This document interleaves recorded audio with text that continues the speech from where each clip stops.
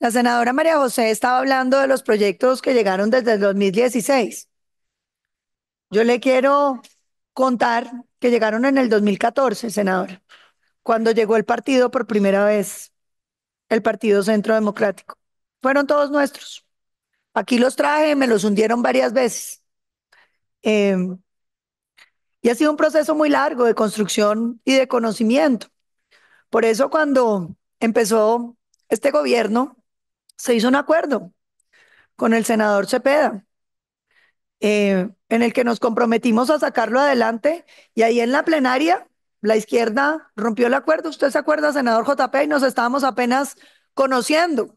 Y yo me puse muy brava porque era un engaño al país lo que estaba pasando, senador Chacón.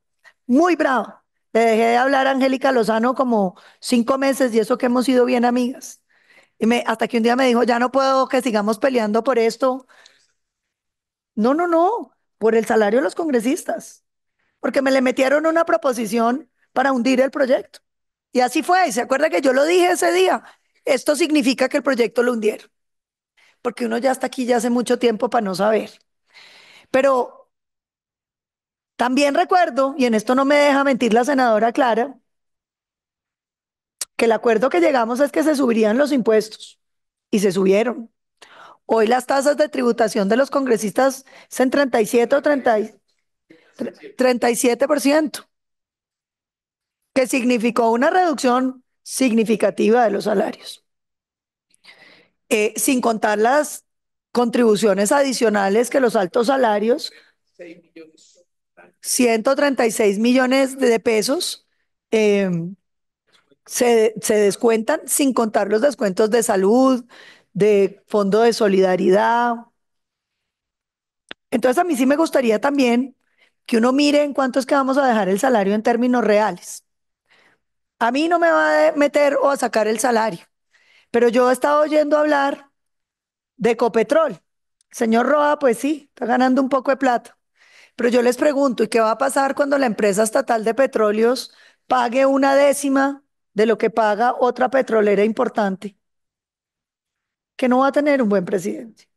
Que vamos a tener unas personas que si llegan ahí, al mes se las llevan, si son buenas, las empresas privadas. Entonces yo creo que aquí hay que entender que las empresas industriales y comerciales del Estado lo que tienen que tener es un régimen donde puedan competir con el sector privado. Porque usted se imagina nosotros terminar con unos administradores que son los máximos que vamos a poder comprar, bastante mediocres para negocios bien significativos del Estado. Habrá quien se le meta a los temas, pero yo creo que esto no es ligero. Eh, y me encantó el derecho de petición, senador Chacón, que nos llegó, porque a los colombianos los tienen convencidos de que los congresistas son los que más ganan. Vea sorpresa, 5 millones más gana el presidente. El presidente Petro 5 millones más que nosotros, los magistrados de las cortes. Pero no solamente esos, mire, el gerente, el director del Fondo de Garantías de Instituciones Financieras, casi 65 millones de pesos, sin bonificaciones. Y aquí no nos pusieron las primas, ¿no? Que dicen que no tienen prima técnica los ministros, y sí tienen, claro que tienen. Y miremos aquí, mire, por ejemplo, me llamó la atención los de las positivas, el Banco Agrario, nos pusieron que no gana. El Banco Agrario también gana. Y, y quisiera, y quisiera hablar de estos, de otros sueldos que me llamaron la atención, ¿no? Eh, porque vale la pena que esto, es decir, cuando vamos a hablar de salarios y de reacomodar el Estado, se haga de manera seria. Eh, Me llamó mucho la atención que digan que los congresistas son los que más ganan. Y entonces uno ve que incluso más que el presidente, gana el defensor del pueblo, el registrador nacional, el fiscal nacional, el auditor general, los superintendentes. Hola, y me llamó mucho la atención, senadora Ida, eh, pues encontrar una cantidad de salarios que realmente yo no sabía que eran mucho más altos. Y yo creo que nosotros podemos organizar esto. Esto tiene varios problemas que me parece que porque no han trabajado los proyectos suficiente tiempo, de pronto no han visto. Pero les voy a plantear uno que para mí era muy agobiante cuando fui ponente en el 2014. Imagínese, senador Motoa, ¿cuánto llevamos en esto? 2014 fue mi primera discusión de este proyecto. Por supuesto lo perdí, pero imagínese lo que pasa. Los congresistas todos nos elegimos en un día de la elección. Entonces usted baja el salario y el siguiente tanda entra con un salario bajo. Pero ¿qué va a pasar con los magistrados que se eligen a destiempo? Usted tiene unos magistrados que ganan alto y uno que ganan poquito. Y el que tiene el salario poquito pone una tutela y dice a trabajo igual, salario igual, y la gana. Esas son preguntas que nos tenemos que hacer para que esto funcione, porque estos no son temas menores. No es fácil de solucionar. Que yo lo que había dicho es, bueno, cada vez que entre uno nuevo, que entre con el salario que le corresponde. Entonces me dijeron, te van a demandar con tutelas. Entonces tiene que haber unos artículos transitorios que blinden los temas. Yo quería referirme a algunos temas. El aumento en precios, el aumento de los salarios. Nosotros presentamos el proyecto y ese proyecto que me hundieron, que tanto me da piedra porque es que fue demasiado esfuerzo para que lo fracasara así. Lo que decía senadora Ida, que a usted le va a gustar, es que los aumentos de los altos salarios del Estado se hacían en el aumento en pesos corrientes y constantes que hubiera sabido el salario mínimo. Es decir, senador Chacón, si el salario mínimo aumentó 80.000 pesos, los altos salarios aumentan 80.000 pesos.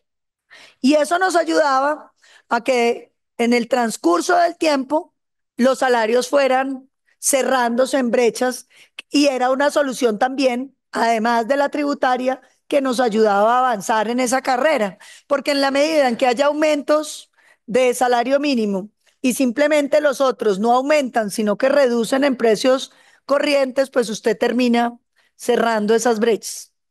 Y esto lo digo porque es que yo he bregado mucho con este proyecto de rebaja de salarios, entonces ya me sé todos los problemas. Entonces saquémoslo bien, saquémoslo bien. Lo que yo sí quiero volver a reiterar es que hay que tener cuidado con las empresas industriales y comerciales del Estado.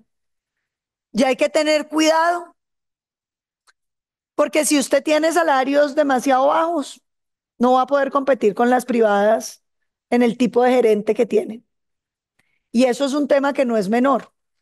Puede sonar bonito, pero puede tener unos efectos tremendamente nocivos para los negocios estatales. Decía la senadora Ida Baya que el gerente de la federación se gana 150 millones de pesos. Lo oí hace poquito hablar de que su salario ronda los 60 millones, es decir, es más o menos el mismo que tienen aquí los altos funcionarios. Entonces, sí, pero digamos que yo tiendo a creerle a la gente. Y me parece que ahí el tema fundamental no es cuánto ganan, sino que si el trabajo amerita el sueldo que tienen, ¿cierto? Si ese trabajo lo podría hacer una persona por muchísimo menos, de igual manera. Obviamente los buenos funcionarios, los buenos trabajadores en el sector privado, pues ganan muchísimo más. Yo me pongo a pensar lo que yo ganaba en medios de comunicación y ganaba más entonces que ahora, en términos relativos. Trabajaba menos y tenía libres los fines de semana. Em, pero esto es una vocación. Pero en los negocios del Estado, pues esa vocación no existe.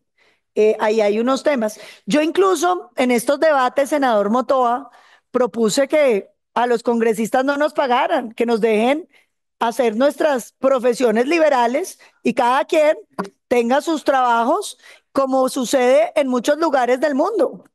No se le paga a los congresistas como no se les pagó durante mucho tiempo.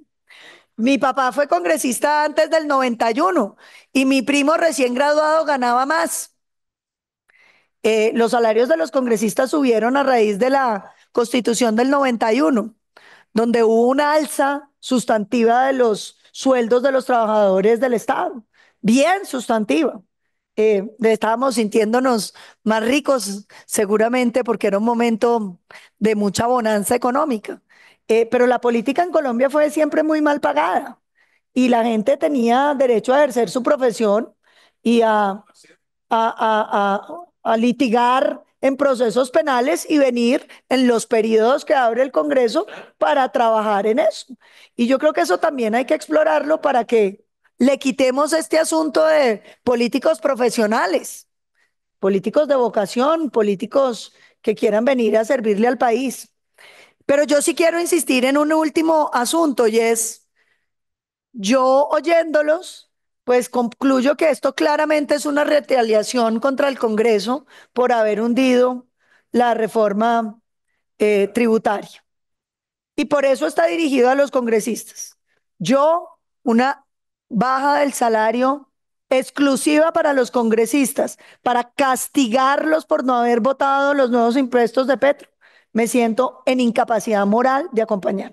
Yo que he sido la más defensora de este proyecto, porque a mí las retaliaciones para arrodillar al Congreso, no en este gobierno, sino en ninguno, me gustan. A mí me gustan los congresos fuertes, erguidos, capaces de disonar con cualquier gobierno. Congresos arrodillados, congresos sumisos, congresos asustados, solo le sirven a quienes no les gusta la democracia. Entonces, si el proyecto va a salir, tiene que ser para todos los funcionarios públicos, todos, incluyendo el presidente, los magistrados, todos estos directores y gerentes que tenemos aquí que ganan bastante más que nosotros, incluyendo los órganos de control. Porque es que las ramas del poder público tienen que tener un equilibrio, senador Fabio Amin. Usted no puede decir que un magistrado es más que un congresista o que un congresista es más que un magistrado. Son las mismas ramas del poder público y por lo tanto todas tienen que ser exactamente iguales. Quedé muy ofendida de saber que ganan 5 millones más que nosotros, los magistrados, el presidente y todos los órganos de control, el fiscal, los de la JEP. Oiga, los de la JEP no solamente se gastan billones de pesos al año, ganan más que nosotros y no pueden proferir fallos. Eso es una cosa increíble.